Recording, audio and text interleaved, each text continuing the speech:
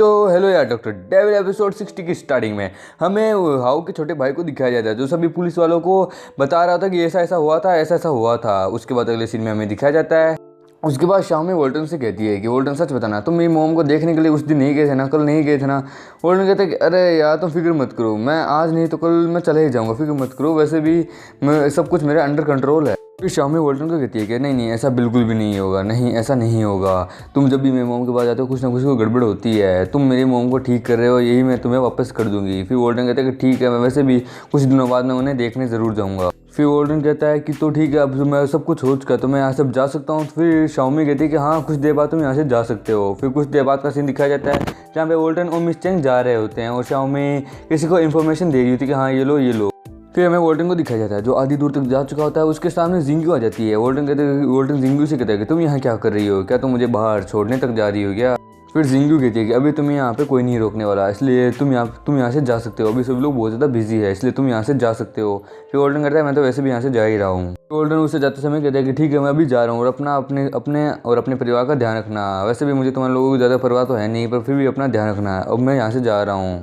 पर जिंगी उसे कुछ कहना चाहती थी, वो उसे रोकना चाहती थी, उसे कुछ कहना चाहती थी, पर जिंगी रुक जाती है और अपना मुंह फेर लेती है। में दिखाया जाता है वोल्टन के अंकल आंटी और उसका भाई ये सब खड़े खड़े देख रहा होता है। वो लोग कहते हैं कि ये वोल्टन सच में पहले बहुत ज़्यादा अजीब था, ये एकदम बास्टर्ड था, एकदम बेकार था, हमारी फैमिली के ऊपर कलंक था, पर पता नहीं ये कैसे चेंज कैसे हो गया, मुझे ये बहुत ज़्यादा डिफरेंट लग रहा है। वोल्टन के अंकल कहते हैं कि ये भले जैसे चाहे वैसे ही चेंज हो गया, पर मुझे इससे कोई घंटा भी फर्क नहीं पड़ता, पर ये फैमिली में नहीं आना चाहिए बस किसी भी हालत में। फिर तभी उसका बेटा कहता है कि डैड सच बताना, वो गोली किसने चलाई थी, मैं जानता हूँ आप जानते हैं।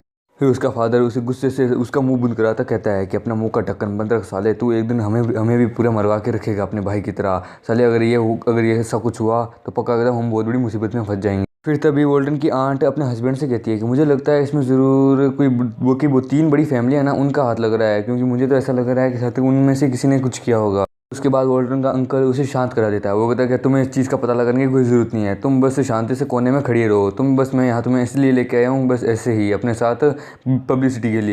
फिर तभी वोल्टन का भाई यानी वो बेकार कज़न कहता है उसका कि डैड आपको क्या लगता है, क्या वोल्टन सच में दवाइयों के बारे में जानता है, क्या उसे सच में ऐसी चीज़ों की नॉलेज है। फिर तभी उसका भाई कहता है कि वैसे भी वो एक नंबर का लूज़र है, ये वोल्टन हमारी फैमिली के ऊपर एक कलंक था, पर वो अचानक से पता नहीं इतना ज़्यादा कैसे चेंज हो गया, उसे दवाइयों के बारे में भी सब कुछ नॉलेज है, जबकि हमारे परिवार में किसी को नहीं है। उसके बाद उसके डैड भी कहते हैं कि हाँ यही बात मैं सोच रहा हूँ, वोल्टन हमारी फैमिली के ऊपर कलंक है, वो बदल चुका है। पर लेकिन सबसे गौर करने वाली बात यह है कि मिस्टर निंग भी उसकी तारीफ़ कर रहे थे, वो भी इसके लिए बहुत ज़्यादा तारीफ़ों के पुल बांध रहे थे, पर आखिरकार ये कैसे, ये क्यों। उसके बाद वोल्टन के अंकल कहते हैं अपने मन में कि अगर वो यानी रूमर एकदम सही था, ये वोल्टन हर दिन आए दिन नींद के घर आता जाता रहता था, वोल्टन उसका ज़रूर सी के साथ भी कुछ लेना देना होगा, क्या नींद कुछ नहीं कर रहा।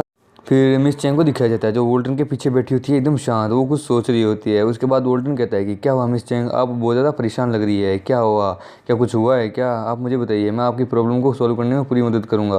मिस चेंग कहती है कि आज के लिए तुम्हारा शुक्रिया, अगर तुम नहीं होती तो पक्का कहता हूँ मुझे वहाँ रोना ही आ जाता, मैं वहाँ बहुत ज़्यादा अनकम्फर्टेबल फील कर रही थी। उसके बाद वोल्टन कहते हैं कि क्या तुम सिर्फ इस चीज़ के लिए परेशान हो कि उन लोगों ने तुम्हें बुली किया, अरे रे रे तुम कितनी बड़ी बेवकूफ़ हो, जब तक मैं तुम्हारे साथ हूँ तब तक कोई तुम्हें आंख भी नहीं उठा सकता तुम्हारे ऊपर। ये सुनने के बाद मिस चेंग थोड़ा अपना शर्मा भी लेती है और अपना मुंह भी थोड़ा फुला लेती है। वो कहती है कि नहीं ऐसी बात नहीं है, मुझे तो वैसे भी तुम्हारी ज़रूरत नहीं थी उस समय, पर फिर भी तुम्हारा शुक्रिया तुम वहाँ आए। वो अपने मन में कहती है कि वोल्टन तुम सच में बहुत ज़्यादा अजीब हो, शुक्र है मैं तुमसे मिली। बाद हमें दिखाया जाता है कि वोल्टन के आगे एक बहुत अच्छी स्पोर्ट्स कार आती है, वो एकदम ड्रिफ्ट मारते आती है एकदम एकदम ये फास्ट एंड फ्यूरियस की तरह, और वोल्टन और मिस चेंग दोनों देख के हैरान होते हैं। बाद हमें जिंगी को दिखाया जाता है जो आती है उस कार से निकलती है। वो कहती है कि मिस्टर वोल्टन फाइनली आप मुझे यहाँ मिल गए, मैं यहाँ से मैं आपसे माफ़ी मांगने आई हूँ अपने परिवार वालों की तरफ से और खुद से, प्लीज़ हमें माफ़ कर दीजिए, मैं जानती नहीं थी कि आप कौन है। उसके बाद वो कहती है कि मैं अपने परिवार वालों की तरफ से आपसे माफ़ी मांगती हूँ, हमें पता नहीं था कि आप कौन हैं, जब नींग ने हमें बताया तब मुझे पता चला कि आप कौन हैं, आप एक बहुत बड़े डॉक्टर हैं, प्लीज़ मेरी ग्रैंपा की मदद कीजिए, प्लीज़ आप ना मत कीजिएगा प्लीज़। उन्होंने कहते हैं कि देखो तो ज़रा यार कौन आया है, ओयांग फैमिली की इकलौती बेटी, वाह क्या बात है जिंगू, वैसे भी मुझे तुम्हारे परिवार को माफ़ तो कर दूंगा, पर लेकिन मैं कोई डॉक्टर नहीं हुआ, पर हाँ मैं डॉक्टर जैसा काम करता हूँ, पर फिर भी मैं तुम्हारे दादाजी की मदद बिल्कुल भी नहीं करूँगा। उसके बाद जिंगू कहती है कि अब मैं जानती हूँ आप ये कर सकते हैं, अगर आपने मेरे दादाजी को ठीक कर दिया तो ओयांग परिवार आपका बहुत बहुत आभारी रहेगा, आप जो मांगेंगे हम आपको देने के लिए तैयार होंगे।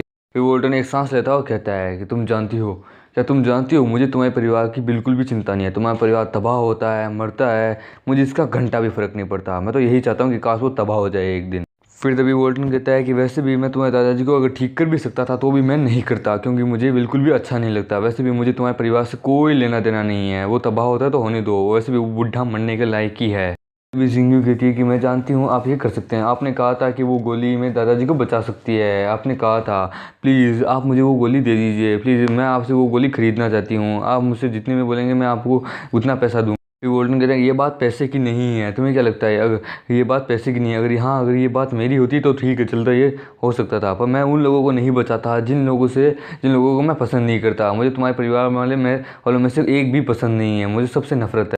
फिर वोल्टन मिस चैंग को अपने साथ लेके वहाँ से जाने लगता है। उसके बाद जिंगू अपने मन में कहती है कि हाँ मैं देख सकती हूँ ये मेरे परिवार से सच में बहुत ज़्यादा नफरत करता है, इससे ना मैं पसंद हूँ ना ही मेरे परिवार वाले, अब मैं क्या करूँ। तभी जिंगू के पास एक फ़ोन आता है। जिंगू कहती है क्या, ठीक है मैं अभी हॉस्पिटल आती हूँ, आप फिक्र मत कीजिए, मैं वहीं आ रही हूँ, फिक्र मत कीजिए। फिर हमें दिखाया जाता है हॉस्पिटल का सीन, जहाँ पे सभी लोग और यहाँ फैमिली के सभी मेम्बर्स वहाँ खड़े होते हैं और बाहर यानी ऑपरेशन थिएटर से बाहर डॉक्टर आते हैं। वो कहते हैं कि हाँ मैंने वो गोली तो निकाल लिया पर लेकिन उनका सिस्टम बहुत ज़्यादा डैमेज हुआ है, उन्हें बहुत ज़्यादा खतरा है अभी भी।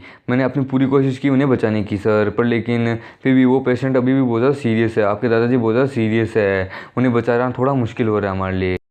उसके बाद हाओ का फादर डॉक्टर का गला पकड़ लेता है। वो कहता है साले डॉक्टर प्लीज़ तुझे जितना पैसा चाहिए उतना पैसा ले, प्लीज़ तू मेरे फादर को बचा ले, मेरे डैड को बचा ले, उन्हें कुछ नहीं होना चाहिए। फिर हाओ के फादर कहते हैं कि मैं इन लोगों से तो कुछ भी नहीं हो रहा, यानी अब मुझे बुलाना ही होगा। मैं अभी कभी चाइना के सबसे बेस्ट डॉक्टर्स को बुलाता हूँ, डॉक्टर्स की टीम को बुलाता हूँ जो मेरे डैड को पक्का बचा लेगी, मैं 100% जानता हूँ। फिर जिंगू कहती है कि डैड मेरे पास एक आइडिया है, क्यों ना हम ग्रैंपा नींग की दी हुई उस गोली का इस्तेमाल करें जो उन्होंने हमें वापस दी थी, क्यों ना हम उसका इस्तेमाल करें। तभी उसके डैड कहते हैं कि तुम्हें क्या लगता है क्या सच में वो गोली काम करेगी, क्या मिस्टर नींग की दी हुई वो गोली काम करेगी, क्या तुम्हें पूरा विश्वास है। जिंगू कहती है कि एट लास्ट कम से कम ट्राई तो कर सकते हैं, एक चांस है हमारे पास, क्यों ना हम इसे ट्राई तो करें। उसके बाद हाउ के अंकल कहते हैं कि हाँ जिंगू सही कह रही है, हमारे पास ये एक लास्ट मौका है, हमें एक बार ट्राई तो करना चाहिए। मुझे लगता है कि नींग एकदम सही कह रहे थे, वो उस गोली के बारे में मजाक नहीं कर रहे थे, वो सच कह रहे थे। उसके बाद हाउ के फादर कहते हैं कि ठीक है मुझे मंजूर है, ये काम ठीक है करनी चाहिए, आई होप ये काम करे। पर लेकिन उन्होंने मिस्टर नींग ने एक ये वोल्टन नाम के बंदे के बारे में बताया था, मेरे पास तो उसका नंबर भी नहीं है, नहीं तो मैं उसे बुला लेता।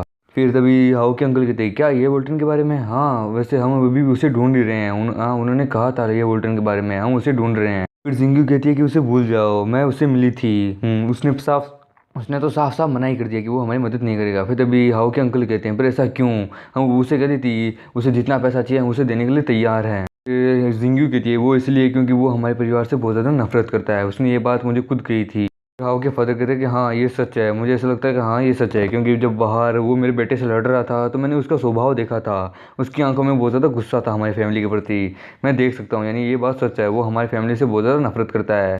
फिर हमें हाउ को दिखाया जाता है जो एक कोने में खड़ा होता है, वो कह रहा होता है कि पता नहीं मेरी फैमिली वाले उस वोल्टन के बारे में इतना ज़्यादा याद क्यों कर रहे हैं, ये लोग उस पर इतना ज़्यादा भरोसा क्यों कर रहे हैं, वो तो बस एक नॉर्मल सा डॉक्टर ही है। वैसे भी मुझे नहीं लगता कि जो उसकी बनाई हुई जो पिल है वो काम करेगी। और इसी के साथ ये एपिसोड यहीं खत्म होता है। तो दोस्तों मिलते हैं अगले किसी नए वीडियो में, तब तक के लिए बाय बाय।